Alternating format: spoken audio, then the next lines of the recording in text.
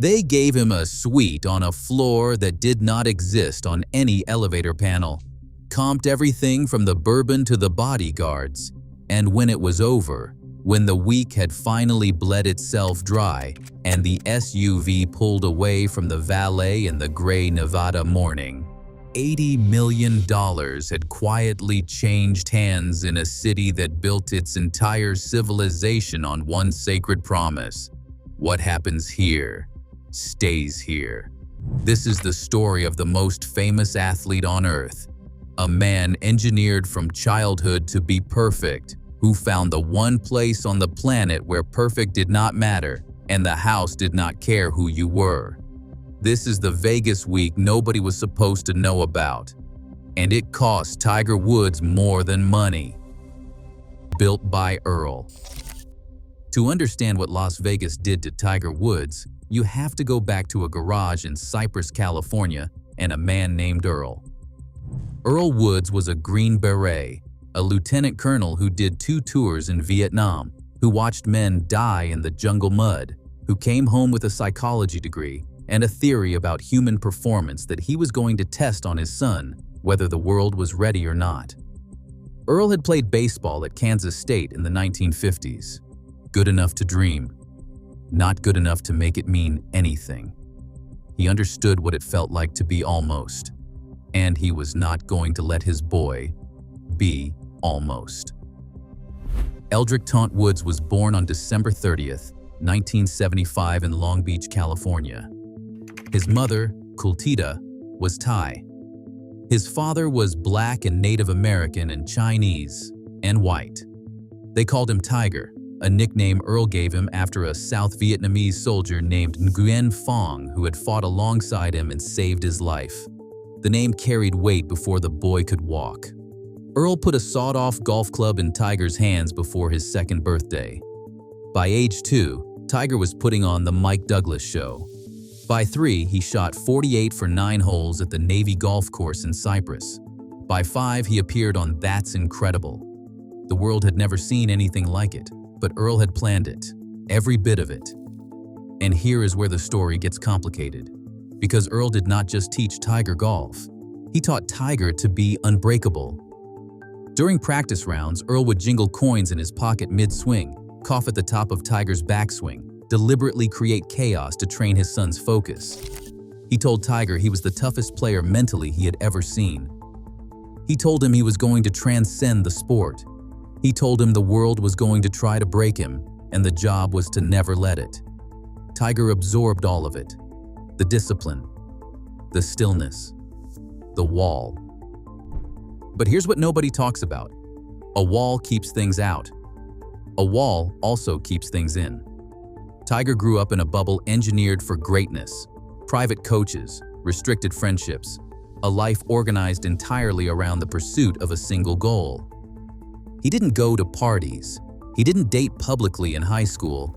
He didn't drift or rebel or waste his weekends the way other kids did. Every variable was controlled. Every distraction was eliminated. And what happens to a person who spends their entire childhood being controlled? Who grows up inside a machine that was built to produce one thing and one thing only? They find somewhere to disappear. For Tiger Woods, that somewhere was Las Vegas, and the disappearing started earlier than anyone admits. Earl Woods died on May 3rd, 2006. Prostate cancer. He was 74 years old. And when the man who had built the machine died, something in the machine started to come loose.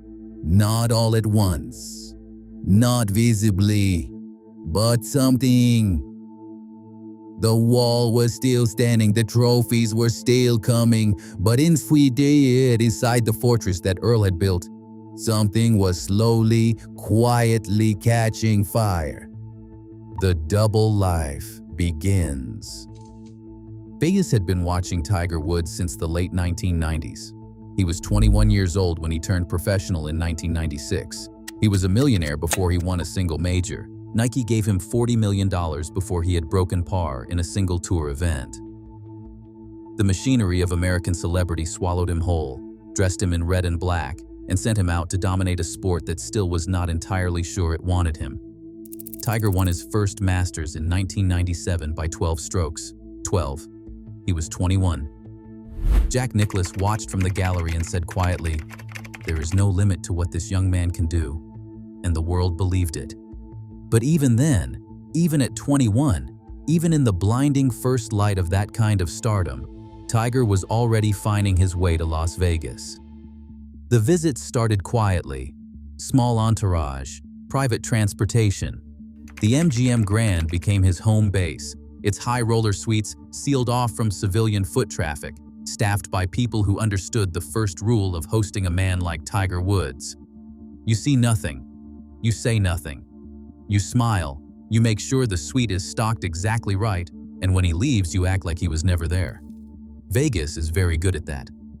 Vegas has been doing that since the 1950s when the mob needed casinos that forgot things on command. The culture of silence runs deep here. It runs in the veins of every pit boss, every cocktail server, every valet who ever moved a famous man's car to a parking structure where no photographer could find it. Tiger moved through Las Vegas in those early visits in the early 2000s the way water moves through sand. Quietly, completely, without leaving a trace that lasted. He played blackjack. High stakes, but not legendary stakes, not yet. He watched sports in the book, placed bets, moved through the private poker rooms that the MGM, and later the Wynn and the Bellagio, kept for guests of a certain profile. Guests who could lose $50,000 in a sitting and not flinch. Because flinching was for people who did not have $40 million shoe contracts. The people around him were a particular kind. Not quite friends. Not employees, exactly. The Vegas entourage is its own ecosystem, a gravitational field that forms naturally around any man with enough money and enough appetite. Handlers who handle things. Operators who operate quietly. Men who know the right hostess and the right elevator and the right phone number to call when the suite on the floor that does not officially exist needs to be available on 4 hours' notice. Tiger trusted these people not because he knew them well, but because he knew exactly what they were. They were Las Vegas, and Las Vegas, whatever else it is professionally discreet. So the visits continued, year after year.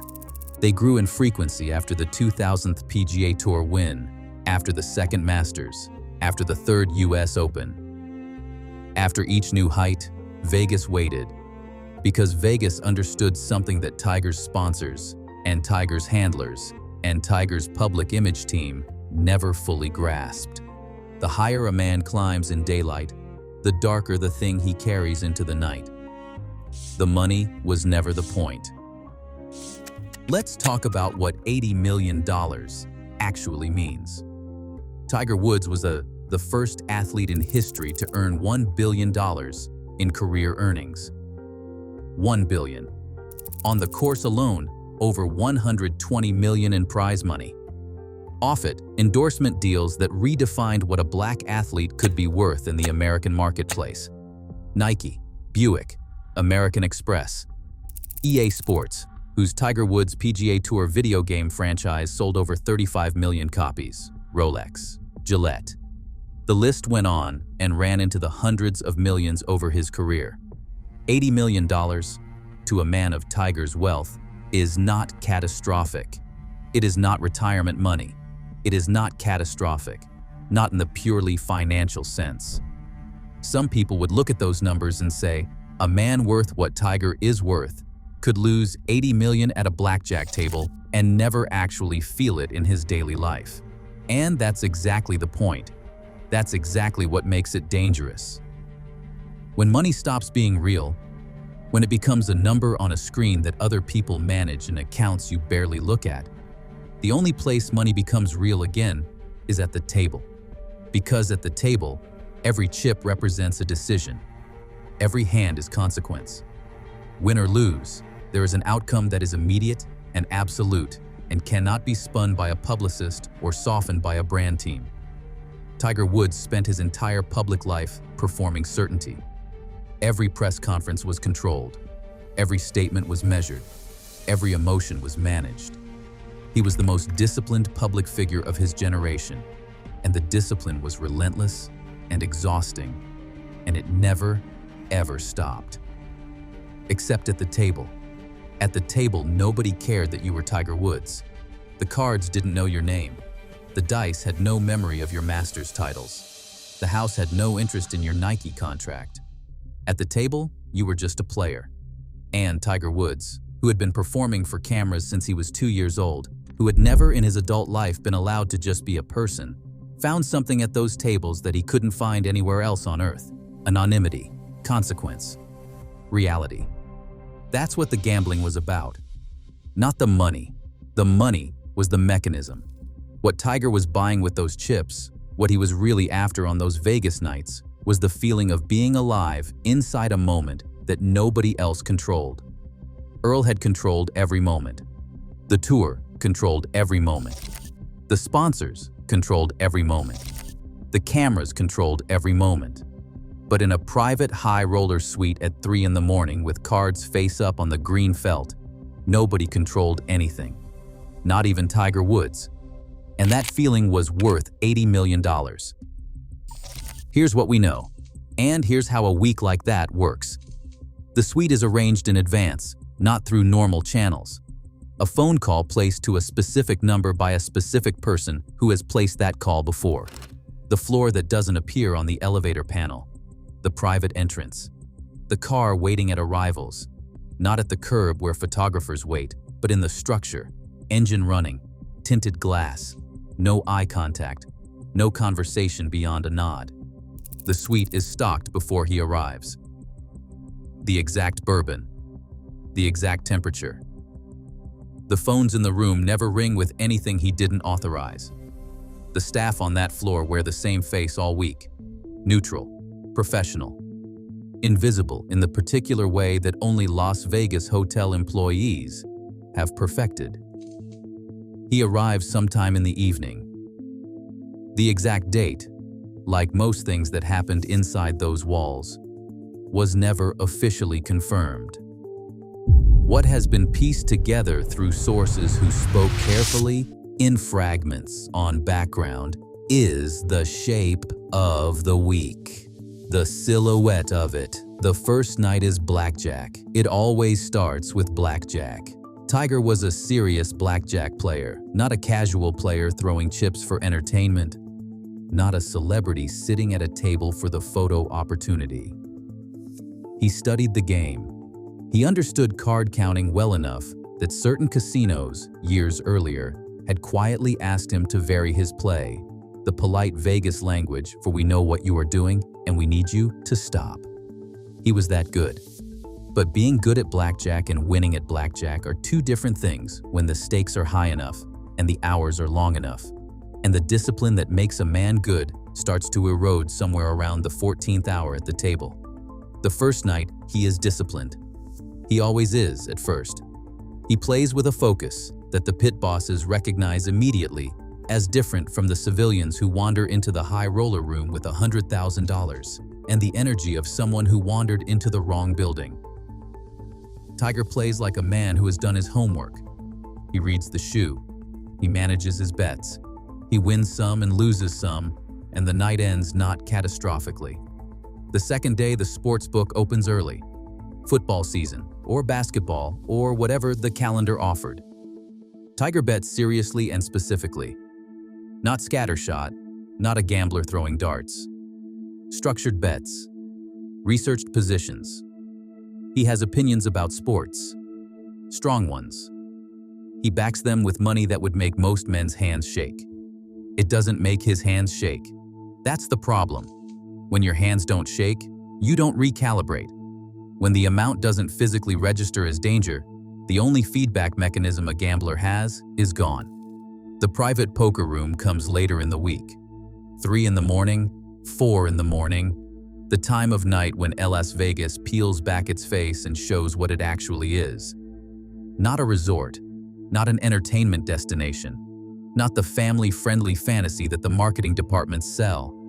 3 in the morning in a private poker room at a major Vegas casino is a very specific place on this earth. The players at that table have money they earned doing things that don't get discussed at that table. The conversation is about cards. The conversation is always about brands.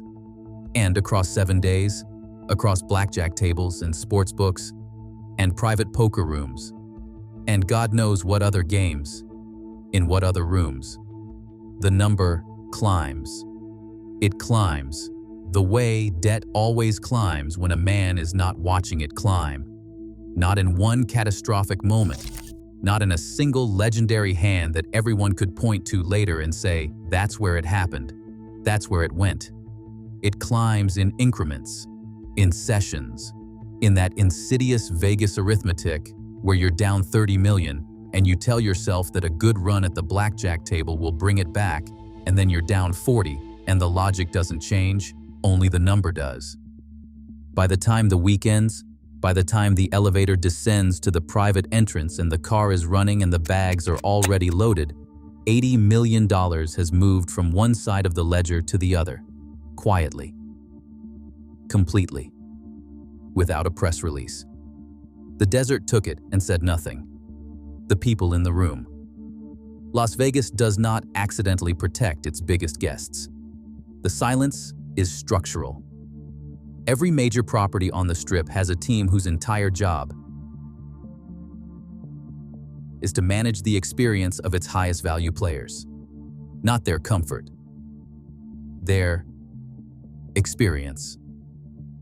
There is a difference. Comfort is clean sheets and good bourbon. Experience is the careful management of everything a man like Tiger Woods needs in order to feel free enough to keep playing.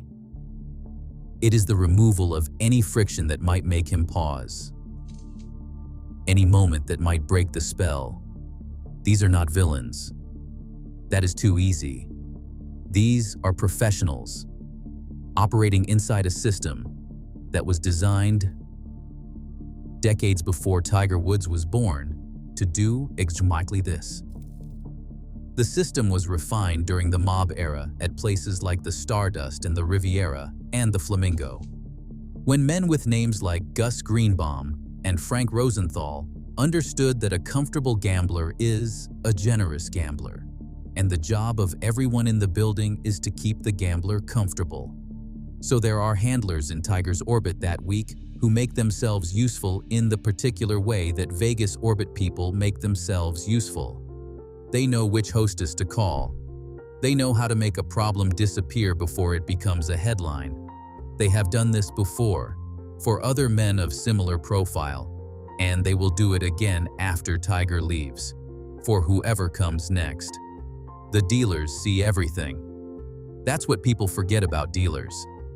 They stand at that table for hours, sometimes an entire shift, watching one player, watching his face, watching his hands, watching the way his jaw tightens when the shoe turns against him, watching the moment when the discipline starts to slip, when the bet sizes stop being logical and start being emotional, when the man playing cards stops trying to win and starts trying to get back. Dealers do not say anything. To say something is to lose your job, your tips, your position on a floor where positions are competed for and protected. The dealer's code is older than almost any other professional code in Las Vegas. You watch, you deal. You keep your face as neutral as the green felt in front of you. The pit bosses know the number. They always know the number. Real-time tracking of every bet, every win, every loss for a player of Tiger's profile is not just possible. It is mandatory. The casino needs to know its exposure. It needs to know when to offer a dinner, when to bring out a particular bottle, when to make a very gentle, very casual suggestion that maybe tonight is a good night to take a break.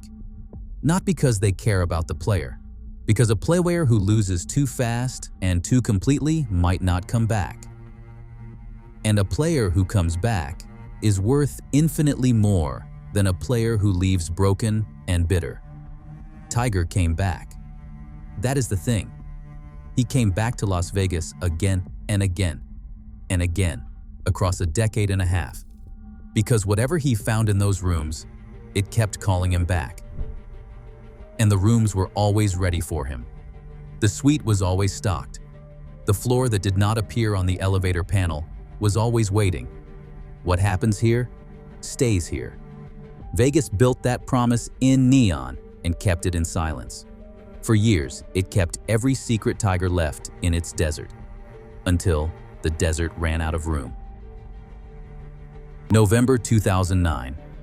On the night of November 27th, 2009, at 2:30 in the morning, Tiger Woods drove a Cadillac Escalade out of his driveway at Isleworth, the gated community outside Orlando where the most famous athlete on earth lived behind walls that were supposed to keep the world out.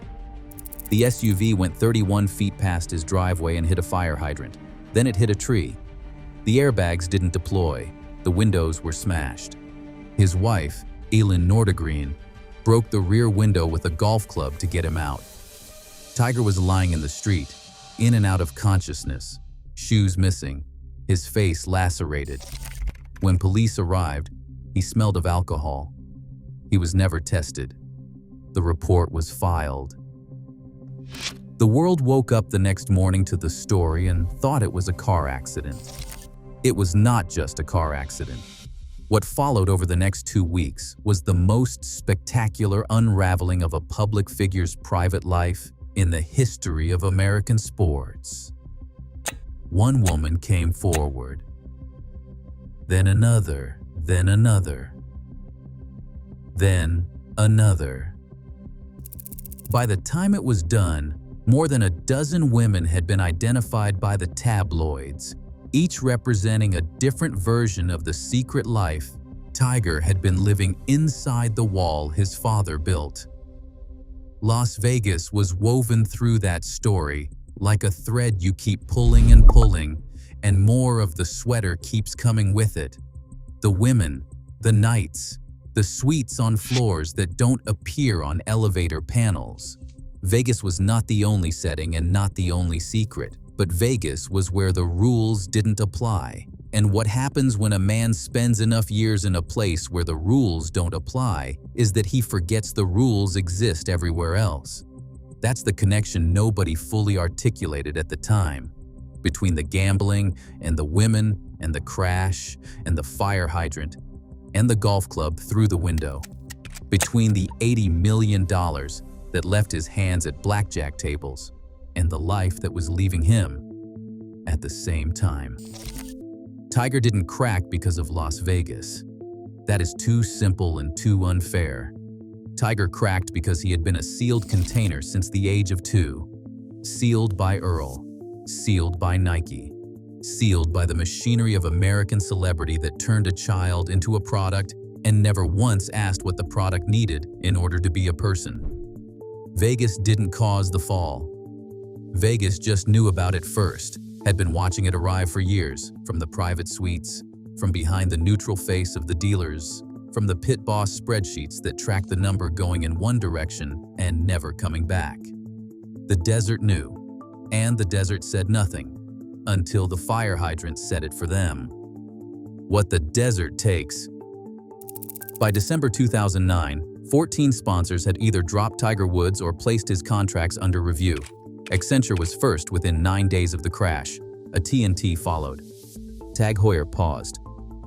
Gatorade discontinued his signature drink. Gillette reduced his role. The brand that had been built across 2 decades, the brand that had made Tiger Woods the first billion-dollar athlete, was dismantling itself in real time on the front pages of every newspaper on Earth. The financial damage was documented by researchers at UC Davis and the University of California, who estimated that Tiger's scandal wiped out between $5 and $12 billion in value from his sponsors' combined market capitalizations in the weeks following the crash.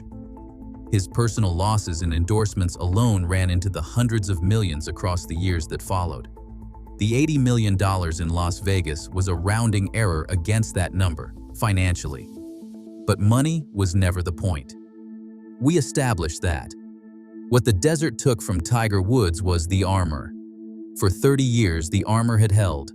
The red shirt on Sundays, the fist pump, the controlled face after an impossible putt, the press conference voice, measured and flat and giving nothing away. The armor was so complete, so brilliantly maintained, that the entire watching world had convinced itself that the man inside it was the same as the armor itself. That Tiger Woods, the competitor, and Tiger Woods, the person, were one and the same thing. Las Vegas knew they weren't, had known for years, had watched the armor come off in the elevator on the way up to the floor that didn't appear on the panel, had watched what was underneath. The man who needed 3 in the morning and green felt and the sound of chips and the one place on earth where nobody was asking him to be Tiger Woods.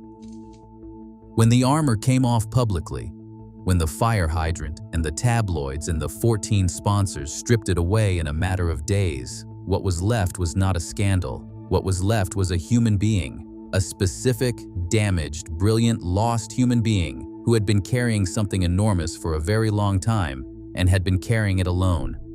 Las Vegas had been the pressure valve. The private place where the weight got set down for a week at a time before being picked up and carried back into the daylight. When the pressure valve was removed, everything that had been building behind it came out all at once. And the desert, as it always does, stood in the sand and watched and said absolutely nothing. The legend that survived.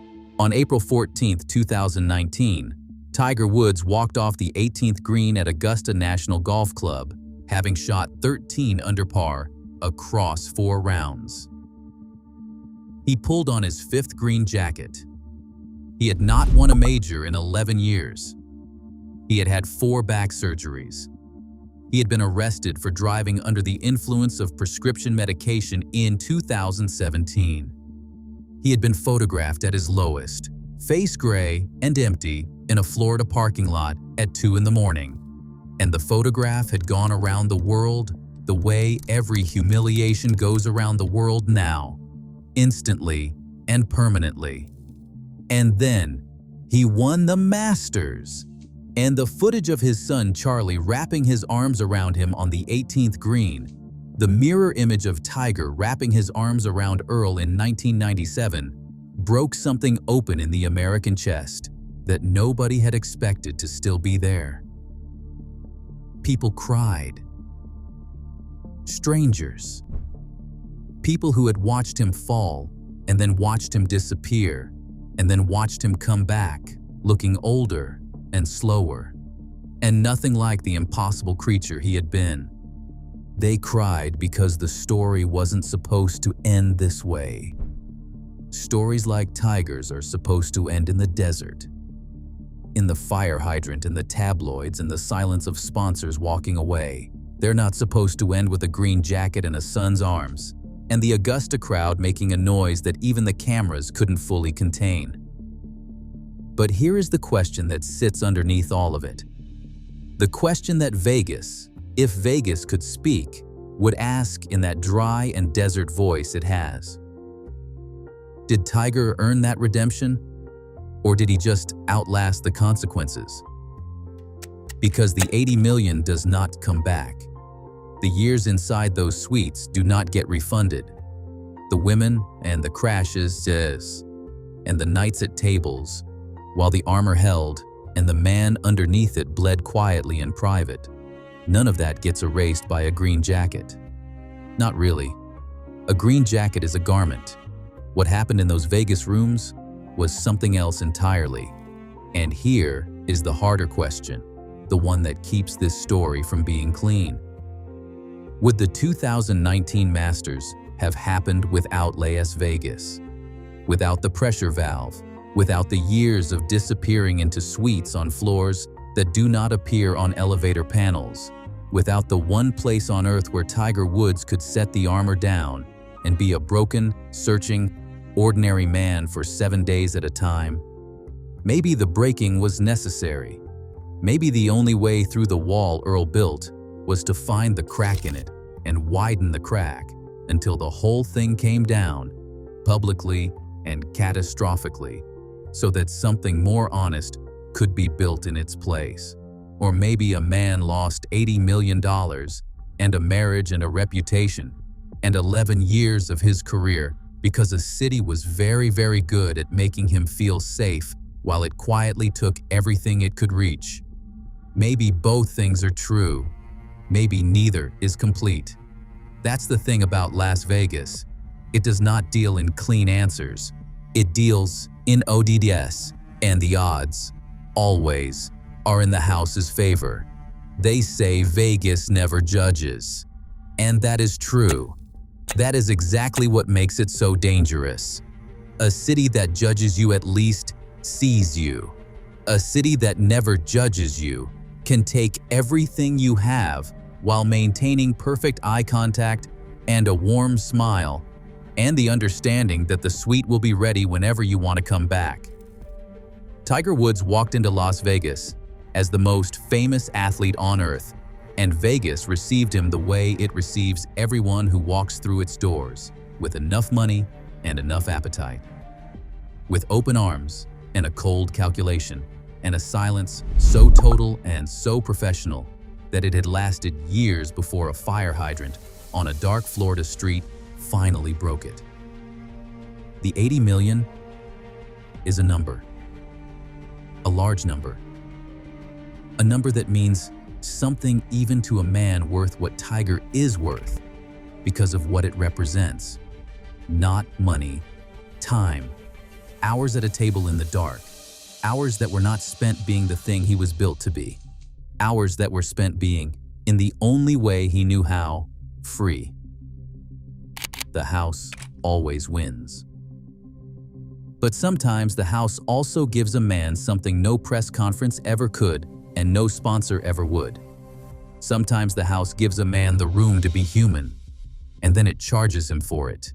Every chip that crossed that green felt, every bet placed in that sports book, every hand dealt at 3 in the morning in a room that does not appear on any floor plan.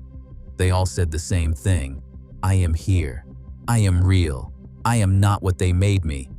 And Vegas took the money and nodded and kept every secret until it could not anymore. That was Tiger Woods in the Vegas week nobody was supposed to know about. The most controlled man in sports history, in the most uncontrolled city on earth, and what it cost him to finally feel like himself. Which part hit you hardest? Tell me in the comments. And if you love discovering the real stories behind the neon, the ambition, and the darkness, and the very human wreckage that the desert buries and keeps, hit subscribe. Because every legend had a story, and Vegas never forgets.